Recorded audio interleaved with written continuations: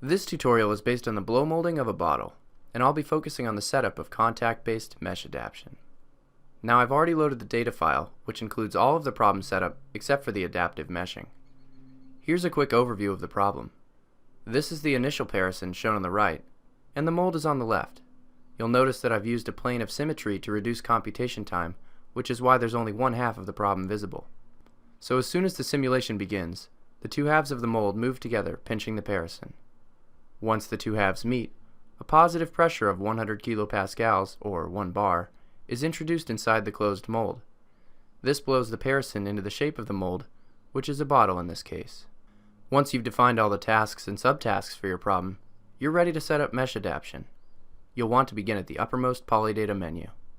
For this case, I only have one main task called FEM Task 1.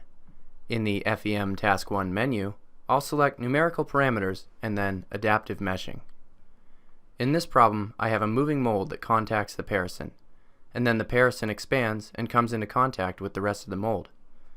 This means that I want to click Activate Adaptive Meshing for Contacts, since this is the area where I'm most concerned about the mesh accurately conforming to the shape of the bottle. Polydata opens to the Global Criteria for Contact menu. First, I need to enable the criteria. Note that I have the option to switch to local criteria mode, but seeing as the present case involves contact with only one mold, I can apply these parameters globally. I'm having Polyflow calculate when to remesh based on angle and curvature, and there are 4 parameters that I need to specify for this technique: the minimum and maximum element sizes, the tolerance, and a critical distance. The parison is 280 millimeters tall, so I don't want any elements to be smaller than 2 millimeters, and I'll enter that for size min. I also don't want any elements to be bigger than 6 millimeters, so I'll enter that for size max. For tolerance, I'll enter 0.2 millimeters. Since the parison and mold discretization don't coincide, the tolerance is the maximum distance that you would like there to be between any node of the mold and the nearest parison element. Essentially, the tolerance is like asking, how close do I need the parison to get to the corner of the mold? It's good practice to select a tolerance that is between 0.1 and 0.2% of the total size of your mold. Alternatively, you could set the tolerance to the same value as the penetration accuracy defined for the contact. Finally, I need to specify the critical distance between the parison and the mold, at which point the mesh is checked to see if it needs to be subdivided. Selecting a larger size for the critical distance results in larger portions of the parison mesh being filled with subdivided elements, and therefore a higher element count, whereas specifying too small of a critical distance can delay the activation of adaptive meshing and potentially hinder the elements from being reduced to an appropriate size. For this problem, I'll go with 7 millimeters. Now that I've defined the global parameters, I'll go up to the Adaptive Meshing menu. Here I'll enable Mesh Conformalization, which ensures that the mesh only contains conformal elements. There are 2 parameters that I need to specify for adaptive meshing. Max div is the maximum number of subdivisions that an element can undergo. I'll leave it at 3.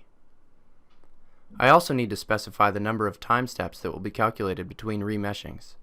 Although the default here is 1, an end step of 4 or 5 is recommended for contact remeshing problems. I'll go with 5. Now I've specified everything that I need to for adaptive meshing for this problem, so I'll skip to post-processing so I can show you how using adaptive meshing can improve your results by comparing my non-adapted results on the left and the adapted results on the right-hand side.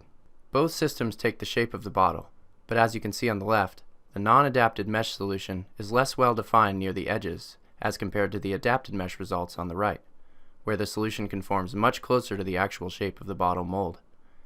The main benefit of the adapted mesh solution is that it more accurately predicts the parison thickness distribution than the non-adapted version does. Now that you've seen how the results compare, I'll give you a quick look at how the 2 different meshes compare, with non-adapted on the left and the adapted mesh on the right. You can see how much more refined the mesh is along the edges of the adapted results, which is why the results I showed a moment ago are so much better in the adapted version. This concludes this video on contact-based mesh adaptation. Thanks for watching.